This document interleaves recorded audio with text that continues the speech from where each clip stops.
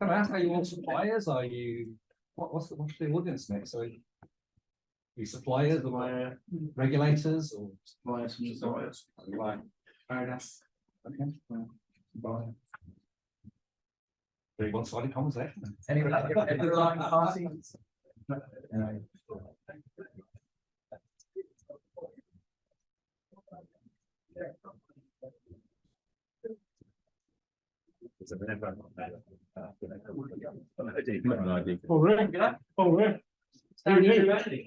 They heard you were soon as well, right? They heard you were facilitating, everyone wanted to join. Oh, yes. It's no rest for the wicked.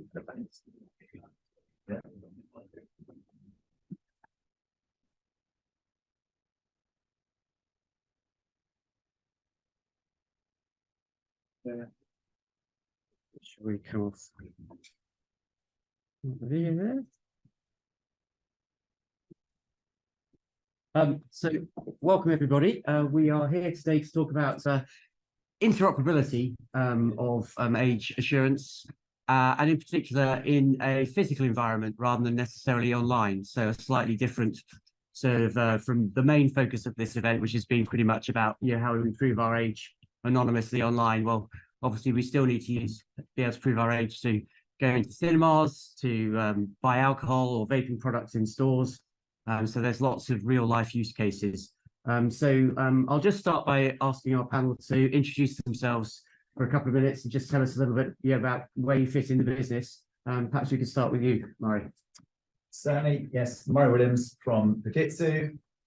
You may have seen me on screen in Baroness Kidron presentation when I accidentally clicked the I like an AI summary button and just seeing her looking around the box.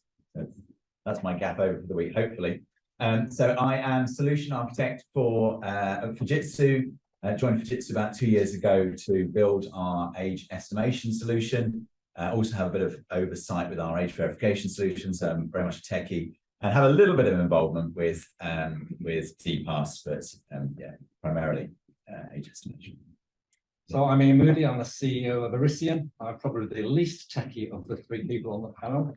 I see myself more of an agent of change, trying to help people implement digital strategies where there's a need to do so. I've worked on things like digital prescriptions, which are now all over the UK. I did the first pandemic flu solution. So it's about how you engage with stakeholders, how you engage with government, etc., to actually get regulations changed to deliver these sorts of projects. So hopefully I'll bring a non-techie view to the table. Hi everyone, Paco Garcia. I'm the tech officer at Yoti. I've been with the company since the very beginning. Next week we have our 10th anniversary, so we've been in the industry for quite a while. Before Yoti, I used to work for the European Space Agency, Airbus, so I'm more of a kind of space industry background. I felt that wasn't challenging enough to launch satellites into space, so I decided to move into digital identity and age verification. So, and ever since we've been part of the journey of the digital identity elements, age verification, and I'm really glad to see the industry coming together and the level of sophistication that we've reached. And this conference is just the testimony of that. So happy to be here. Thank you. So we're going to have plenty of opportunities for questions from the floor, but let's just start, shall we, by we talk about age estimation and age verification. So let's just start by hearing a little bit about how you, for those of you who do it, how you approach age estimation. So starting with you, Mark. Okay, so our age estimation solution primarily focused on retail and retail hospitality in person. At the moment, the things that set our solution apart, I think, are that it's on device, low friction. The idea is you're there scanning your shopping, you scan a bottle of wine, you see the red light go on, you think your heart sinks because you're going to have to wait 5 minutes for potentially a spotted teenager to come over, check you really do look over the age of 25, and then let you proceed with leaving the shop. So our age estimation solution works while you're scanning your shopping. It's estimating your age, and by the time you get to payment, it already knows whether or not you're over 25. If you are, you're able to walk out the shop without needing to prove your age or have any human intervention. Great. And maybe Yoti, how do you approach estimation?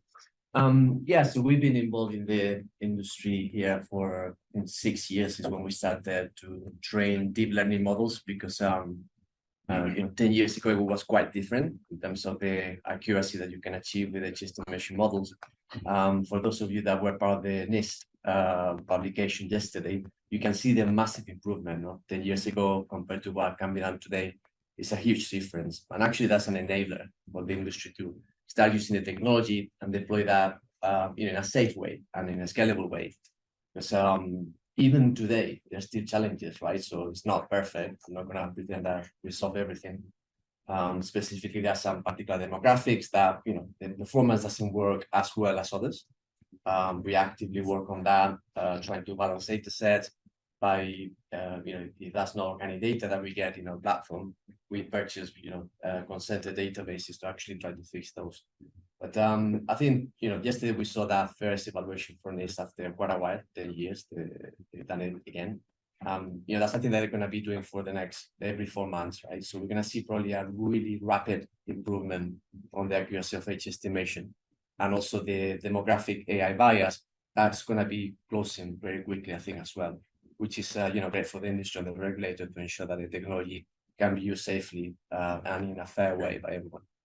And just for completeness, perhaps Ian, you could talk about verification and how you approach that. Well, we do age estimation as well, but in terms of verification, we basically have a solution that uses verified documents, so passports and things like that, and we verify a base against the document to make sure that the person is the same. Then we check against databases to make sure there's a history of that person existing and things like that. So it's pretty standard, I think, in terms of that respect. And your estimation tool? Estimation tool works primarily online at the moment. I think Phil demonstrated that this morning. So we've got plugins for WordPress, so you can age estimate based on what you're buying at checkout. So it's over 18 products, then you can see, well, you need to prove your age for that. And you can do that with age estimation, but we can also do it based on entry to the site. So if you've got a site where you don't want anybody under 18 to go to it, it'll prompt you for your age before you get there, if it thinks that you're over the threshold, or into the threshold rather. Great. So that's how everybody works separately. So the question now is, how can we work together? So how can technology providers ensure seamless interoperability between digital presentation of proof of age solutions, whilst maintaining robust security measures, particularly considering the sensitive nature of age verification data and, of course, the risk of fraudulent activities? Didn't we demonstrate that the other day? Indeed. Not everybody maybe have been here, of course. So who wants to jump in on how we might approach that? So we run a demonstration of PKI, that's public key infrastructure. It's one of the fundamental pieces that you need to enable real interoperability, right? Because there are ways to do interoperability on paper, but when it comes to practical security and deployment considerations, you need a strong cryptographic foundation, and that's what PKI provides. And the way it's been designed by different APA members is in a very inclusive way. So there's not a single party that controls the PKI. Any APA member can be part of the directory. They can upload the public keys, so that will enable them to issue verifiable credentials into the platform, and also will enable any APA member who's part of the directory to verify credentials for any other stakeholder or company. So it's really important that everyone adheres to that PKI implementation, the standards they follow to do real interoperability. Because otherwise, you can do this on paper, and then when it comes to practice, there are always differences in the standard or data structures and things like that that actually get in the way of real interoperability. So we demonstrated that between two APA members the other day, but any APA member will be able to do that. And a little interpretation, AVPA is, I always call it the Age Verification Providers Association, or AVPA, but at Yoti, we've always been AVPA in that's what we're referring to, the Trade Association. And in terms of then usability of this interoperable solution, what's the customer experience if they're going to be actually using one digital identity in a store? Mario, perhaps you could tell us how it would work. Yeah, okay. So in terms of usability, I think first thing I'd want to say is that I think you need both AE and AV. So you need age estimation and age verification together. Certainly in the UK, maybe not so much in European countries where you've got ID being pervasive, but in legislatures like here and in the States, not everyone's got an ID, so you need a way of dealing with the fact that that a lot of people simply don't. An age estimation will deal with, potentially 80% of customers looking to buy age-restricted products. But then you'll always need an age verification solution for those that are lucky enough to look under the age of 25. In terms of that AV part, it needs to be quick, it needs to be simple, and it needs to be reliable. I think those are the key things. When we speak to retailers, as I understand it, you add 1 second on average to the self-checkout process, and that they reckon that costs them £1 million a year. That's as I understand, it's kind of the stat that they work with. So whatever you do, it's got to be as quick as you possibly can. If they can make it faster than the human process, then they will do. If there's risk that it's going to be slower than the existing process, that is a big no-no, I think, for retailers.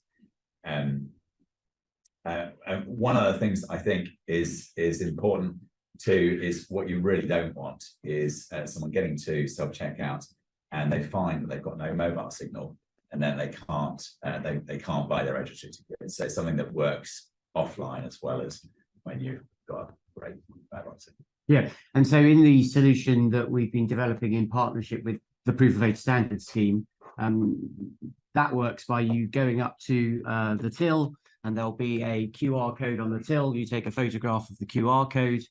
That will open up your age verification app, which might have been issued by any one of these 3 companies, and others are available.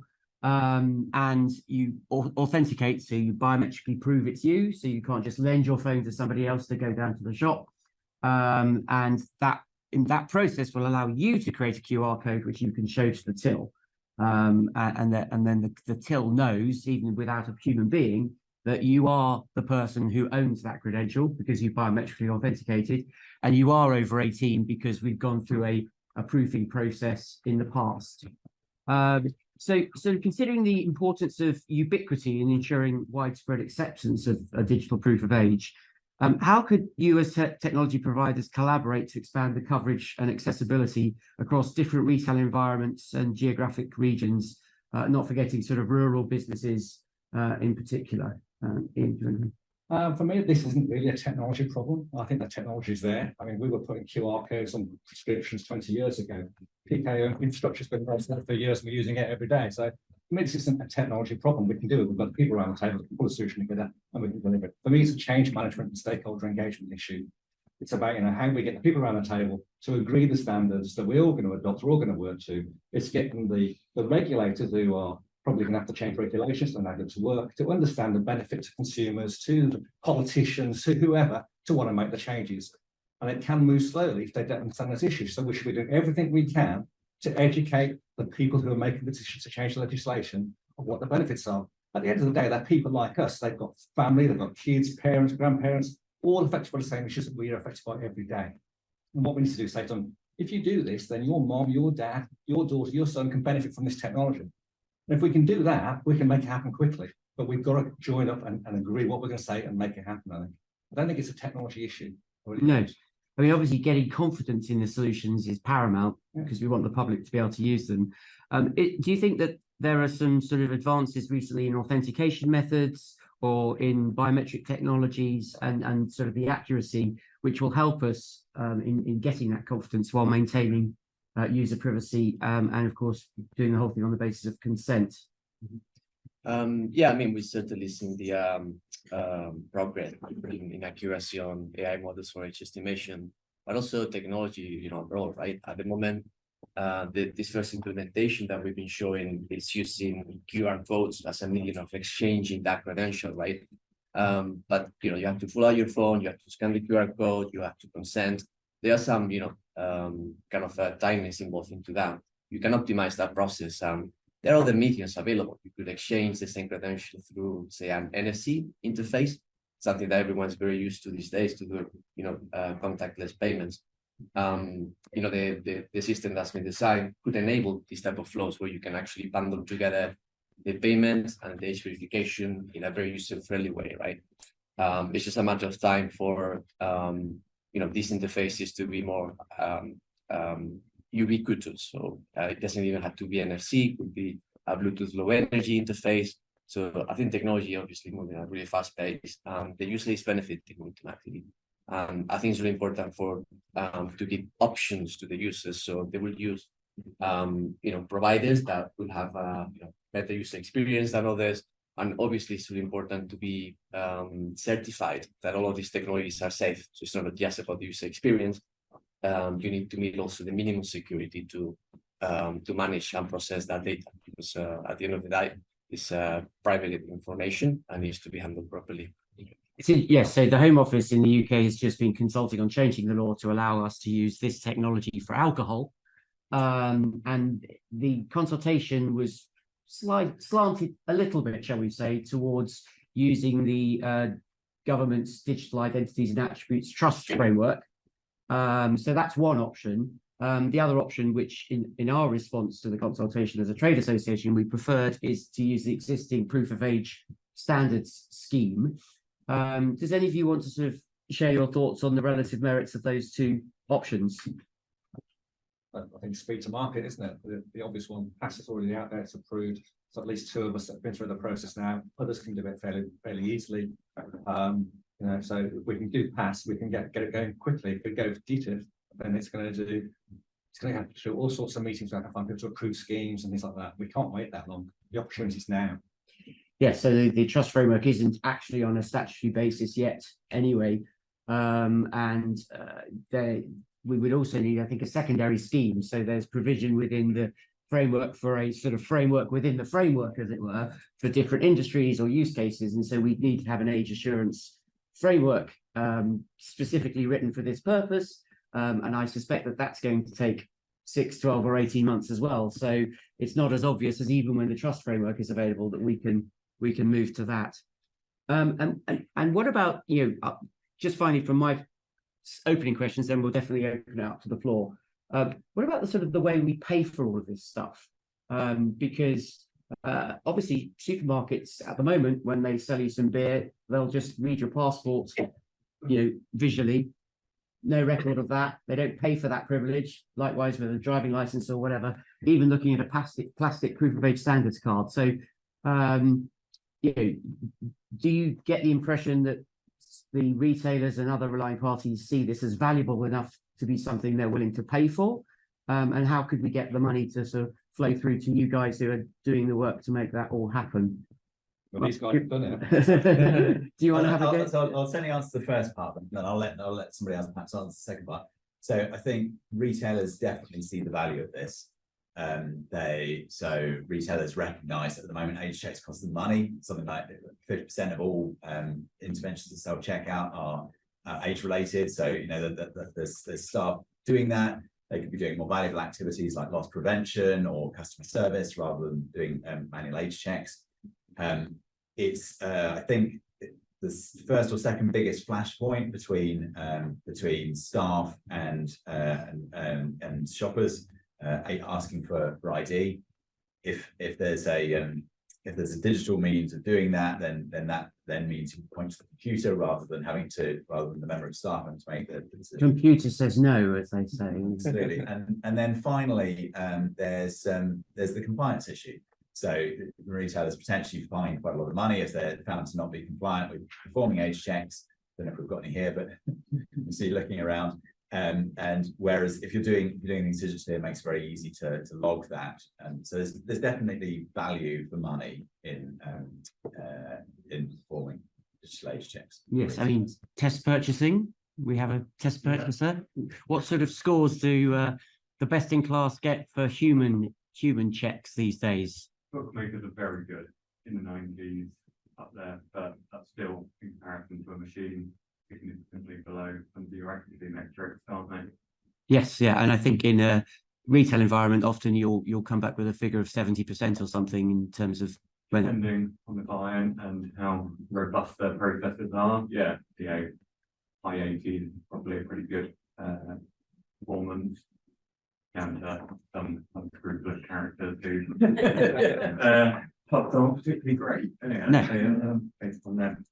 No, I remember we had, when I worked in the gambling industry, enormous problem with motorway service stations and their gambling machines, which they have in that corner in every motorway service station. They've invested a lot of technology recently into improving that, so. Yes, and of course, these same solutions can be, not just for retailers, but work in a gambling environment where you could do an estimation, but if you've just turned 18 and you want to go and blow your birthday money on a fixed odds betting terminal, which I wouldn't advise, but you would be able to then use this QR code solution, PKI based solution, to deploy that.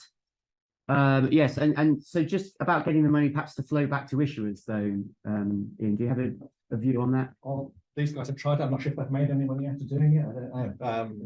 So I can't comment. It's something we need to try. Yeah. We need to agree what the format's going to be for payments flowing between the companies taking part. We haven't done that yet, I don't think, but there's definitely an opportunity to make money on it. Yes, I mean, certainly the retailers, the supermarkets are very clear that they don't want to pay per check. And of course, the online model for age verification is when you access a website, the website pays a verification provider to do the check, and it might be 10 pence, it might be 50p, it might be £1, but they pay something. But obviously the supermarkets don't want to pay per check, but they have said that they'd be willing to pay a license fee of some sort to contribute to the cost of the infrastructure, and we would say also to contribute to the work that the issuers do, not just the infrastructure. But that is still a sort of an open piece of negotiation as we go forward on this. And any other comments you want to make before I throw it open to the floor? No, just to add to that, maybe it's important that the business model supports a healthy ecosystem, right? So the distribution of value needs to go back to, who's doing the heavy lifting. There's heavy lifting on the issuance side of things, because you need to check ID documents, or you need to basically train AI models, which are expensive to do these things. There's work to be done on the integration side of things, or the self-checkout systems, or whoever basically works on the application side of things for verification. On the user side of things, it's interesting, right?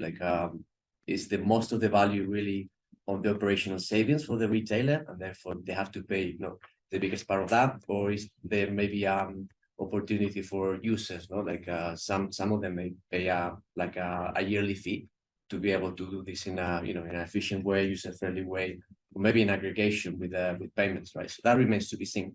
But I think what's important is that distribution of value supports a healthy ecosystem. So that's the important thing. And I would just add, many people here, because we've got an ISO meeting going on, will be familiar with the ISO 18013-5, which is the mobile driver's license standard. And it's sort of CISPA-7.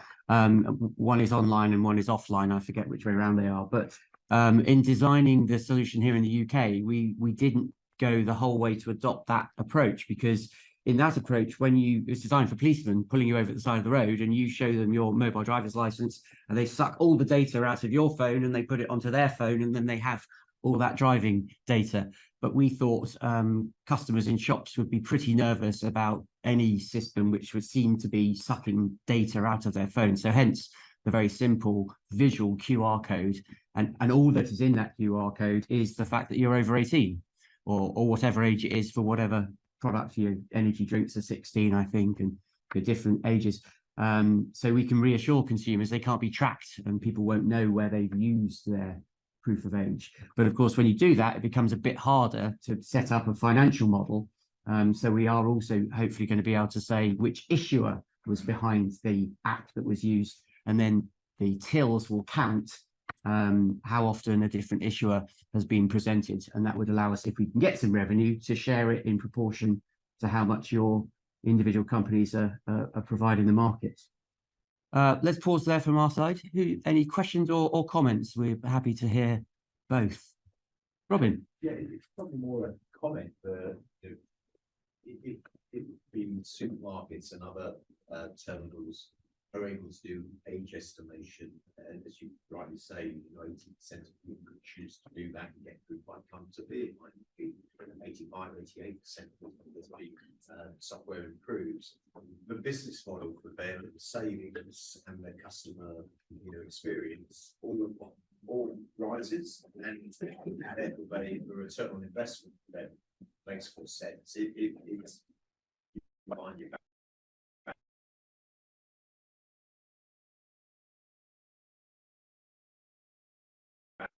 And without seeing 80% of people fly through, if they choose to do a base, like, you know, you're still gonna have a lot of people going over. If lots of older adults don't feel they want to get a digital proof of age, young people probably would because they couldn't do it so often.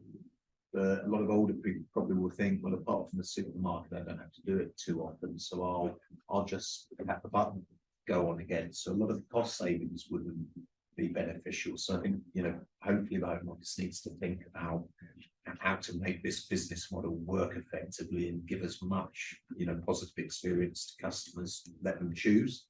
NIST are now, you know, verifying that vendors can do this effectively. So hopefully that will be taken into consideration. Yeah, and we saw some pretty promising results around the Challenge 25 test, which I thought was good of NIST to be culturally aware, although it does help that it's a Brit who is doing the work for them in the States, but to give us the figures based on 18 rather than a 21-year-old minimum. So, Mark.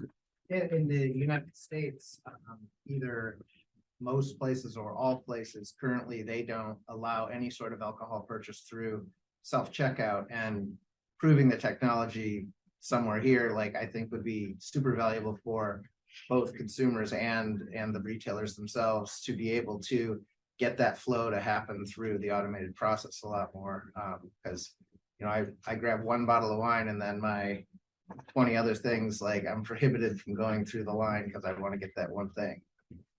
Yes, I mean, in our response to the consultation, you know, the one thing we said was let's use pass because it's good to go, as was already suggested. And then, you know, the other part of what we were saying was you might want to get this done before the election because all politics is local, and saving people away to the checkout till might actually win you a few votes. Yeah, indeed. Anybody else got any questions or comments to make? Yes. Getting end users to trust that, you know, their information is not being stored. How would you get the end users to trust that you're actually not storing the information? That, I think that will be the issue. So will there be an education that done by the retailers or the companies themselves, you know, like an ad going on in the supermarkets? Sure. Did anybody want to? So, obviously, you know, we as UT, we can say, trust us, you know, we are not storing your data and we're doing all that. But I think a better approach is to actually have a third party who is independent to be invited to audit the OT system, right? So we use open source, we also have proprietary systems. You know, through a certification process, we can get an auditor to provide you that trust mark, right? So, you know, there are some standards that, you know, we and other companies are compliant with in terms of ISO 27001, operational controls like SOC 2. So these are people that, you know, audit us on a yearly basis.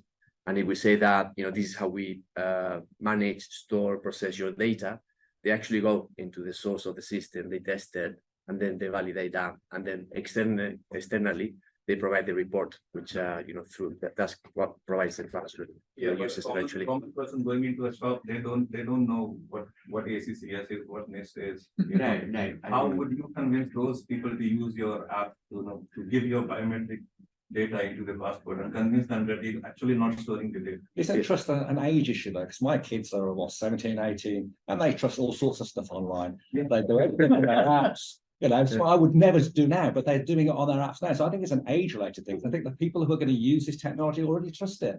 They're using Facebook and things like that, you know. So if you come along and you've got, you know, you're representing that you do what you need to do and you're working with good other brands and things like that, they will accept it. I think the older generation, that's the people you need to convince, but are they going to be the early adopters? They're probably not. Yeah, I mean, probably not, but then one of the use cases could be, you know, the bus passes in the future. Yeah, in the future, I agree. So how do you convince the, you know, older people to use the technology?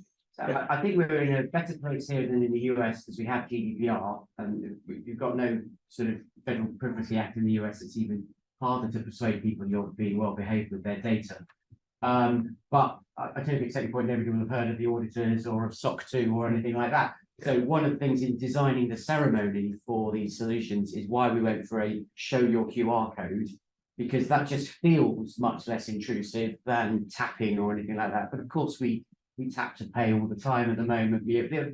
But we were, because of this sensitivity, we wanted to look like it was fairly sort of light on the data exchange rather than not knowing what's being transmitted. Robin? I think also literally sometimes, you know, if I'm giving my face to the screen and it was to say by law, this face has to be deleted immediately after, which is, I think, the right thing to do. You can't really use that face for any other reason. You don't know the ground truth of the age of the shopper. Not everybody believes that people comply with the law, but most people would think that's a pretty clear message. I suspect Tesco's won't be ignoring that on their screen, and over time they won't probably read the horror stories that people have ignored that law. So sometimes you just need to make it clear to people. If you don't, they'll worry. In a way, we're piggybacking on the trust people may already have in their supermarket, but the supermarket has done some due diligence before they've appointed a supplier. So that might help as well. I think that's really valuable in terms of trust. I think the point about young people, yes, they are more trusting at the moment, but what we need to make sure happens is that we build a system which is robust, which protects well against fraud.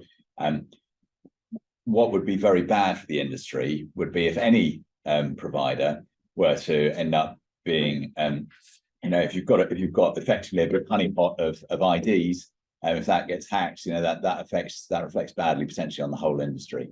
So I think there are things we can do from a technology perspective. So, for example, decentralization in terms of data. So whatever you're able to do on device, I think is better. In terms of accreditation, so the likes of ACCS doing a fantastic job of actually checking that we're doing what we should be doing.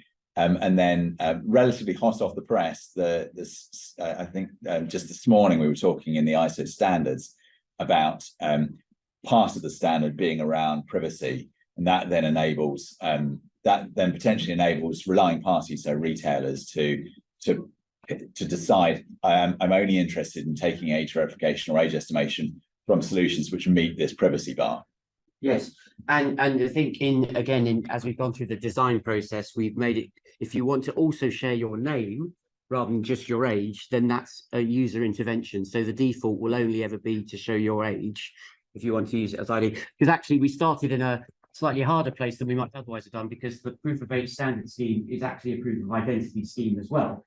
And you can use these little plastic cards to get on domestic flights in the UK. So they are actually an important document equivalent to a sort of passport or driving license, which also means that their way of issuing is different. So the plastic card issuers do keep a massive database of names and addresses and photographs, and it always makes me just get very nervous when I visit their offices and hear that people are working from home on all of these things and go, oh gosh, I hope, because that's totally anathema to us in the online age verification business, where we essentially are zero data as often as we can be.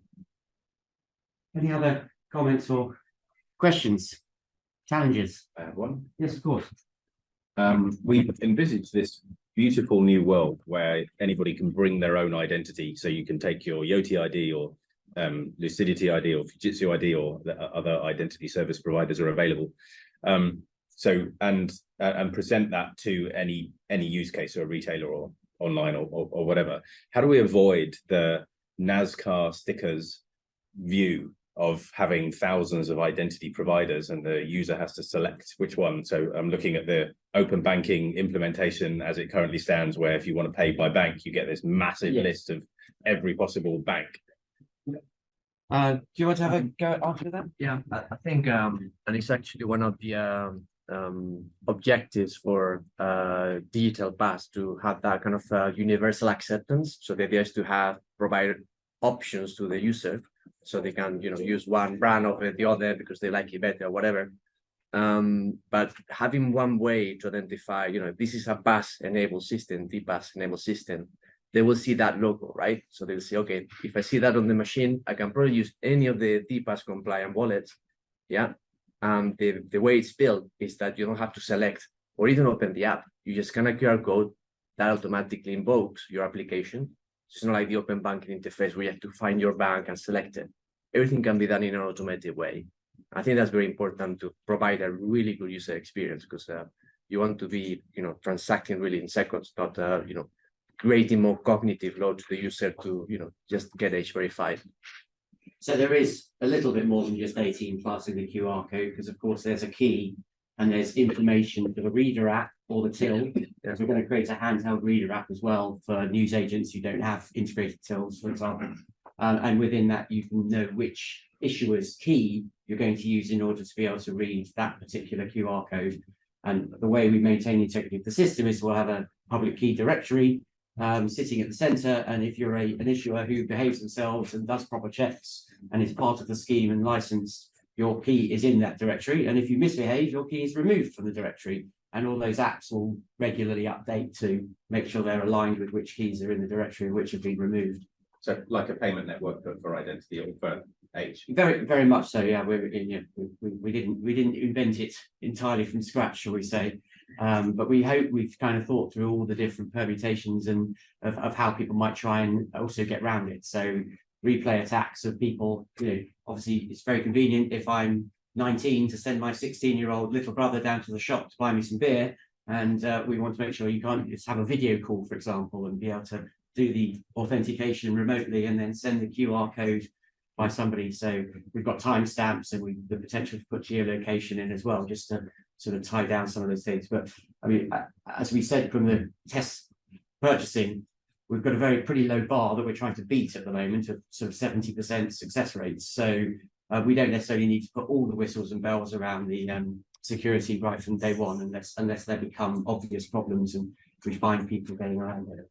And then financially, it goes against my free market instincts, but you do have to be quite communist in how you run this organization, because if you want universal acceptance, in other words, any issuer needs to be accepted by any relying party, then you have to essentially have a common price, or the way we're looking at it is have a pool and to share the money in proportion, because we can't have, I don't know, Odeon Cinemas saying I'll only accept Lucidity and Sainsbury's saying I'll only accept Yoti, because from a consumer's perspective, you get that problem that we used to have when you had your Amex credit card and it was never taken anywhere but actually useful that you wanted to use it. So universal acceptance was a very strong principle from the past forward, right from day one, and has essentially driven a lot of these design decisions in order to facilitate that. Any other questions? No, well, that's great. Oh yeah, by all means, yeah, please. That worries me just a little bit, that dichotomy of needing to have a commercial model, which means storing the issuer, and needing to have a double blind solution, which means not storing the issuer, and how you kind of manage that. It's blind in terms of identity, but you might have YOT as the prefix for Yoti, so we know that it was a Yoti issue card, but there's no. But not who at Yoti. Exactly, no, and therefore we will have to audit the integrators who integrate for the tills and the people who provide the readers apps to make sure that they're being honest in reporting into the centre what those volumes are. But the relying parties would also be able to know probably for themselves how often they've used cards in total. So there'll be various checks and balances in the system to make sure you're not on the fiddle. Yeah, Mark. So I have no claim to being a lawyer, knowing anything really about the law. I just one observation that I think if something could be done in the space, it might lend to like getting people to trust like that things are actually going to be done properly. If there was a way to combine the civil and the criminal systems together as certain legislation gets passed, such that if someone does something that is being chased in the criminal system, the actual result, financial result would be like declared to be like, I don't know, a 50-50 split or something, where if you happen to show up in the databases that they're throwing the lawsuit against, you would get part of that other 50% that goes into the civil case. Because currently, like when a big company does a big no-no and they go after them, all the money collected doesn't go to the people that were actually affected, it goes to the government. So combining the two might be a way to signal like, yes, your data will be as required, it will be eliminated immediately after. And if it doesn't, and if you show up, you're clearly one of the harmed individuals and you will be compensated without having to go out into the civil system separately, get a lawyer, do a class action lawsuit, blah, blah, blah. Yeah, I'm not going to make a joke about Americans and litigation, and but that's an interesting point. And obviously, the Home Office's consultation is looking at the law and how we change the criminal law around proxy purchasing, and because all of that needs to be considered. And also, you know, you currently are liable as a shopkeeper if you sell alcohol to a child. So they were asking, well, should that liability shift to the issuers of the Age Verification Act? We suggested not, but it'll be interesting to see what they decide at the end of the consultation. Great. I think that probably covers it. Thank you very much to our panel. Thanks very much for attending.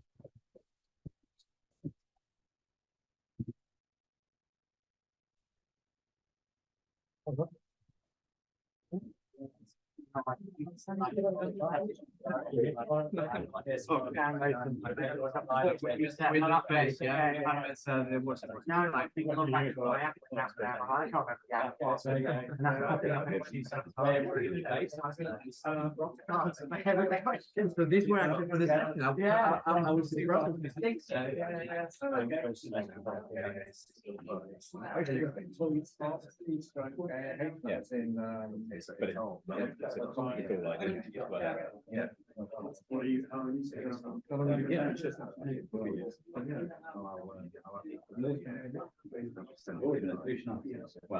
my background is software architecture. No. I've been doing it before. Before Fujitsu, I was at a company called TerraQuest. I spent most of my career at IBM. I haven't really talked about Or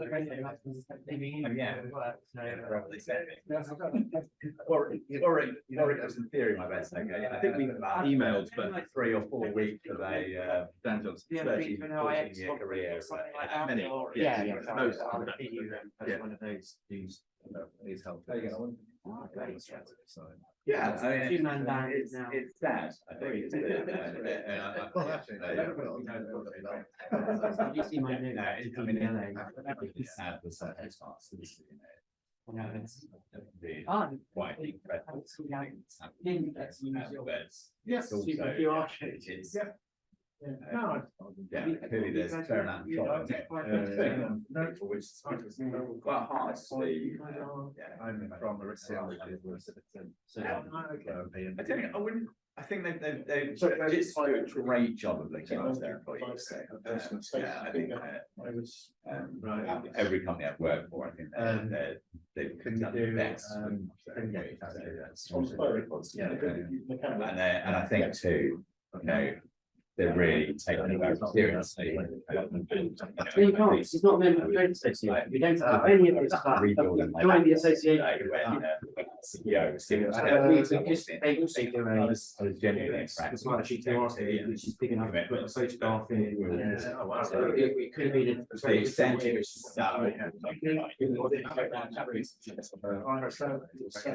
honor is very important.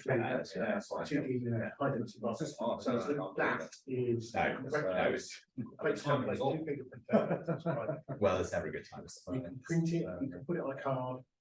You can send it something that can hold it on. Thank you. Great. Yeah, I'll see it very well. Connected communities, connected communities, the global south, and it's got quite a few. You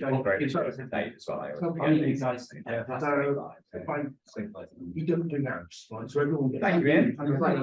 My computer then started resetting one of those forced sort of reboots. You should love it. We're about to start that. Oh. So anytime I didn't know it to pull up a little bit. That's actually, there should be some cars like this around for that. Yes, there should. Those weren't. But once I sort of warmed up, we got the logo quite well, didn't we? So I'll be on the right side. On the spot too much, hopefully. So we skirted around there. Who will provide solution. Yeah, it's amazing. Not everybody's come every day, of course, so there will be people who want to be there about the first time. In this case, obviously, it's complete there. So you want to think that works. Yes. Which the background who's going to do that? Yeah. Because they're all mostly suppliers, aren't they? Yes, yeah. I need to try and find out what they did with the passport when they met. Doing kind of small business case for the Home Office and deal with it, about why they should be going now. Yeah. No, I mean, I hope I can make that in our response to the, Was against it? Their response is really good. yeah. Obviously that can't agree with that. Yeah.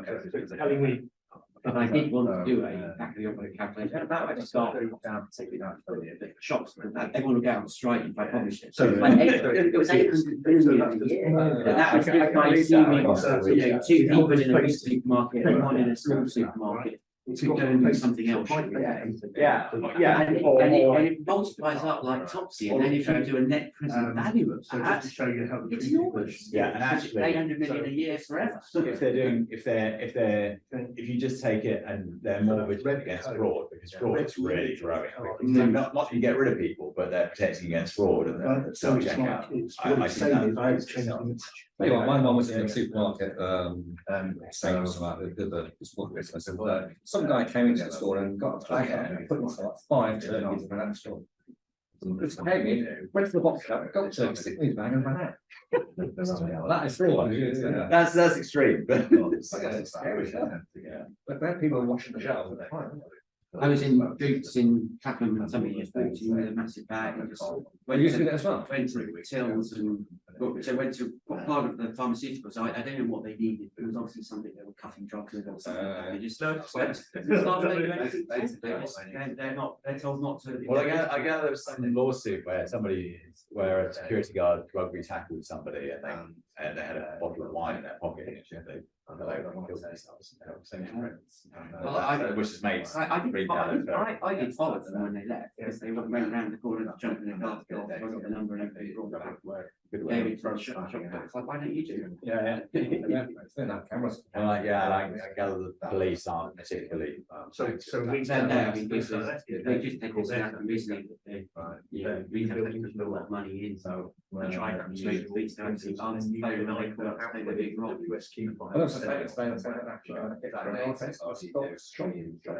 Yeah, they did that in Scotland, and I think it was 50% of assaults on staff were related to age shares. Yes. And they're Scotland, unions up there. Look forward to it. Officer will turn around the answer very quickly. We can.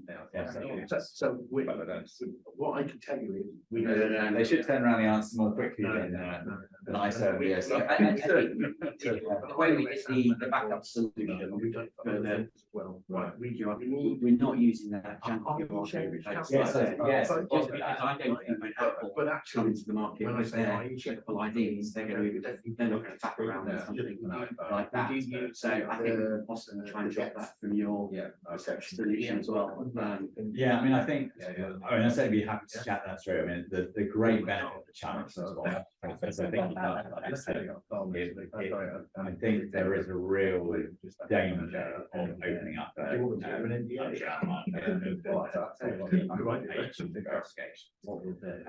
having that challenge response.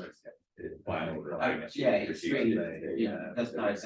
But it's a very low bar, as I said. And remember, Yoti's original attempt at this had 5 QR code challenges and 5 symbols that you had to show that they want to got the right symbol, then you'd see the correct thing.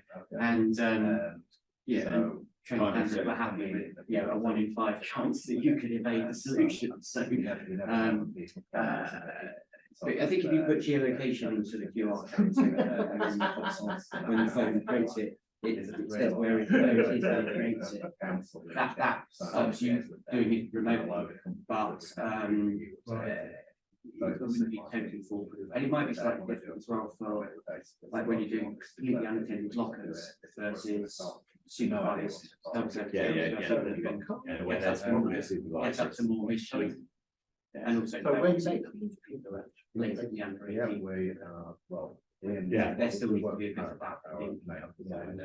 You just don't have to be on absolutely.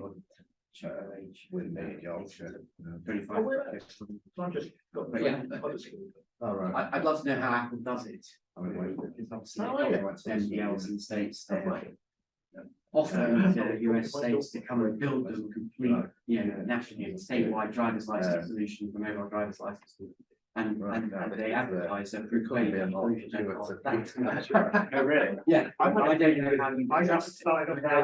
Yes, how do you find that? How do you find? Yeah. In Denise's words, how do you find? Yeah, so I can, as you know, I can add your face to my phone. Exactly. You being my own brother. Yeah, exactly. So you can't rely on that. So exactly. And I think for quite a while, yeah, it's a solution. I think I'll get things like you might need to fix that. If we're going to use this, managed to substantial. Yes. But you, I think now when you create your MDL, it Get in touch with me. have a separate Roundabout. photo. Let me add you It on. goes with the bicep and bound into that process. I think that's how it works. But I guess with a driving license, you might be more reluctant to share that with somebody else than you would just your biometrics. yeah, but Apple are advertising a proof of age solution both on and offline based off a mobile driver's license that they're now introducing in the US. So they will probably try and bring that here. And, well, at the last minute, DCIT have been changing the trust framework to include a piece on wallets. And Nick and all of the identity brigade are very nervous. But that's because they've been knocked by Apple, and Apple said you need to allow us to use our wallet as part of your trust framework. Which would utterly screw the entire identity industry for been working to this point for the last 15 years. So I noticed that recently Google have got ACCS accredited as well, which was a surprise. That's speaking tomorrow. yeah, so just doing that for estimation. So and I think it's only they said it's only for their own internal purposes. Sure. They're not going to offer that as a third party service. Okay. But in turn, if you're talking about Google, can also include every retailer that's on their site. Or we can do. Right, or those who are part of their sales community or preferential, preferred suppliers or whatever they have in their stores and things like that. So it's not quite such a useful promise on that basis. Good. Yeah. Good. Good. I'm sure there's only one.